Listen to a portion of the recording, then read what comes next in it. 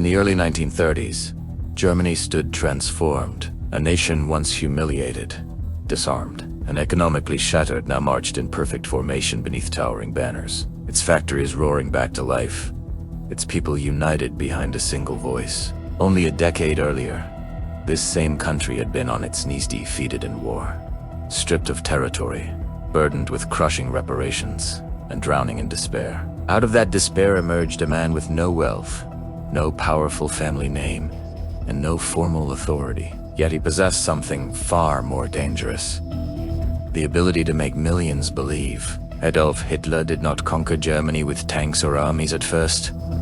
He conquered it with words, symbols, and promises. His voice ignited anger. His presence inspired devotion. And his vision offered purpose to a people who felt abandoned by history. Crowds gathered not just to listen, but to feel be. 'Cause in his speeches, Germans heard explanations for their suffering and hope for revenge, rebirth, and restored pride. This is not merely the story of a dictator's rise. It is the story of how fear, humiliation, and longing for greatness can bind an entire nation to a single man. How that bond can become fatal. To understand how Adolf Hitler became the most powerful man in Germany, we must step back to a country broken by defeat and stripped of its identity. The First World War did not simply end Germany's empire. It shattered its sense of purpose. The Treaty of Versailles imposed blame, punishment, and humiliation, convincing many Germans that they had been dishonored rather than defeated. Democracies arrived not as a victory, but as a symbol of weakness, chaos, and national decline. Streets filled with protests, currencies collapsed into worthless paper, and faith in political institutions evaporated. In this climate of desperation, Hitler did not appear as a monster, but as an answer. A failed artist, an obscure soldier, and an outsider to power. He seemed to embody the pain and rage of ordinary Germans. This documentary follows the path of that transformation from personal failure to political obsession, from street corner speeches to mass rallies, and from a fragile democracy to totalitarian control. It explores how a nation searching for stability embraced extremism, how propaganda replaced truth, and how charisma, combined with crisis, reshaped history. This is the story of Germany's fatal attraction to Adolf Hitler and the devastating consequences that followed. Germany before Hitler: pride, power, and collapse. At the dawn of the 20th century, Germany stood at the center of Europe as a young, ambitious, and rapidly rising power. Unified only decades earlier under Prussian leadership, the German Empire had grown into one of the most industrialized nations in the world. Its factories, railways, universities, and military institutions rivaled and, in some cases, surpassed those of older imperial powers like Britain and France. This rapid ascent created confidence, pride, and a belief among Germans that their nation was destined for greatness. Yet Germany's strength carried anxiety for others. Britain watched nervously as German industry expanded and its navy grew. France still remembered its humiliating defeat in the Franco-Prussian War and feared German dominance. Europe became a continent of alliances, rivalries, and simmering tensions. When war finally erupted in 1914, Germany entered the conflict, convinced of victory, united behind Kaiser Wilhelm II and its powerful military machine. The First World War, however, became a catastrophe. Years of trench warfare drained Germany's resources and spirits. While fighting continued on foreign soil, hunger and exhaustion spread at home. By late 1918, Germany was collapsing, but the reality of defeat was hidden from the public. When the armistice was signed on November 11, 1918, the shock was profound. Germans had not seen enemy troops marching through Berlin. Too many. Surrender felt sudden and inexplicable. The Treaty of Versailles deepened the wound. Germany was forced to accept sole responsibility for the war, surrender territory, disarm its military, and pay massive reparations. To Germans, this was not peace, it was humiliation. The empire was gone. The monarchy collapsed. A republic replaced it, not through triumph, but through desperation. The Weimar Republic was born into crisis. Political extremism flourished as Germans lost faith in democracy. Hyperinflation destroyed savings and livelihoods. Banknotes became worthless overnight. Veterans returned home defeated and disillusioned. The middle class felt betrayed. The working class struggled to survive. A nation that once believed itself destined for greatness now felt stripped of dignity. This atmosphere created fertile ground for radical ideas. Many Germans searched for explanations, for someone to blame, for a promise of restoration. The stage was set for a figure who could transform resentment into purpose and chaos into obedience. Hitler's early life, failure and formation. Adolf Hitler was not born into power. He arrived in a world far from Berlin, in the Austrian town of Braunau am Inn, in 1889.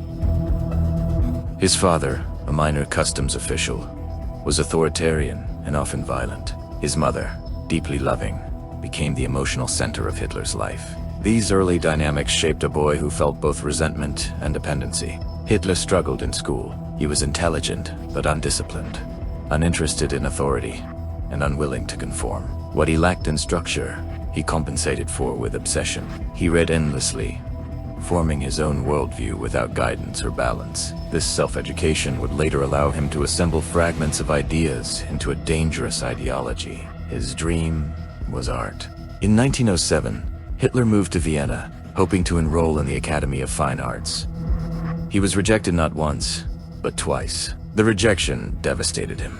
Vienna, however, exposed him to radical politics, nationalism, and conspiracy thinking. The city was vibrant, but also deeply divided by class, ethnicity, and ideology. Contrary to later claims, there is little evidence that Hitler's anti-Semitism fully developed here. Jews played positive roles in his life, including doctors and art dealers. What Vienna did give him was a sense of grievance against elites, institutions, and a world he felt had denied him his destiny. In 1913, Hitler moved to Munich. He rejected Austrian identity and embraced German nationalism. Austria-Hungary's dysfunctional parliament reinforced his belief that democracy was weak and ineffective. He began to admire the idea of strong, decisive leadership.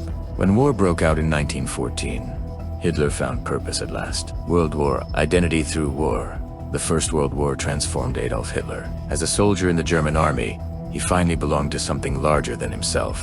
The army gave him structure, discipline, and identity. He served as a messenger on the Western Front, dangerous work that brought him close to death many times. Though he later exaggerated his role, Hitler was wounded, gassed, and decorated for bravery. The war became sacred in his memory, a time of unity and meaning. When Germany collapsed in 1918, Hitler was devastated. The defeat shattered not only the nation, but his personal sense of purpose. Unable to accept military defeat, Hitler embraced the stab-in-the-back mythobuth, belief that Germany had been betrayed by enemies within. Socialists, Democrats, and Jews became convenient scapegoats. This conspiracy theory allowed him to preserve the illusion of German greatness. After the war, Hitler remained in the army. It was there that he discovered his true weapon: speech. Trained in nationalist propaganda, he learned how to manipulate emotion, simplify complexity, and direct anger toward enemies. He was no longer searching for identity. He was shaping one: chaos and opportunity. The rise of the Nazis, post-war Germany, descended into economic and political chaos. Inflation destroyed savings. Violence erupted in the streets. Faith in democracy eroded daily. In this instability, Hitler found opportunity. In 1919, he encountered the German Workers' Party, a small extremist group. Hitler quickly transformed it into the Nazi Party. His speeches drew crowds. His propaganda created belonging. His symbolism inspired devotion. He surrounded himself with loyal followers, e.c. Ryan, Himmler, Goebbels, men drawn to his certainty and vision. Inspired by Mussolini, Hitler attempted a coup in 1923. The beer hall putsch failed, but failure made him famous. In prison, Hitler wrote Mein Kampf. It was here that he fully embraced his self-image as Germany's savior. Released early, he chose a new path: power through legality. Depression and destiny. For a brief moment, Germany stabilized. Then came the Great Depression. American loans vanished. Factories closed. Millions were unemployed. Democracy seemed powerless. The Nazis offered answers: simple, emotional, absolute. Hitler promised order, pride, and rebirth. Desperation carried him to power. His rise was not inevitable. It was the result of fear, failure, and belief. A nation searching for salvation embraced destruction. History's warning remains clear. When crisis meets charisma, democracy can fall and catastrophe can follow. What began as a story of defeat and desperation ended as one of the darkest chapters in human history. Adolf Hitler did not rise in isolation, nor did he seize power by force alone. He was lifted by fear, carried by anger, and sustained by belief. A nation humiliated by war, broken by economic collapse, and disillusioned with democracy placed its hopes in a man who promised dignity, unity, and revival but delivered destruction, terror, and death. On an unimaginable scale, Hitler's greatest weapon was not the army he later commanded, but the words he spoke, the myths he created, and the enemies he invented. He understood how crisis weakens reason, how suffering seeks explanation, and how propaganda can replace truth when people are desperate to believe. The tragedy of Germany's fatal attraction to Hitler is not that it happened once, but that the conditions that made it possible are not unique to history. Economic collapse, political paralysis, social division, and the search for simple answers remain powerful forces in every age. Hitler's rise reminds us that democracy is fragile, that institutions can fail, and that charismatic leaders can exploit fear to dismantle freedom from within. This is not merely a story of the past, it is a warning, because the most dangerous dictators do not always arrive as monsters. Sometimes they arrive as solutions,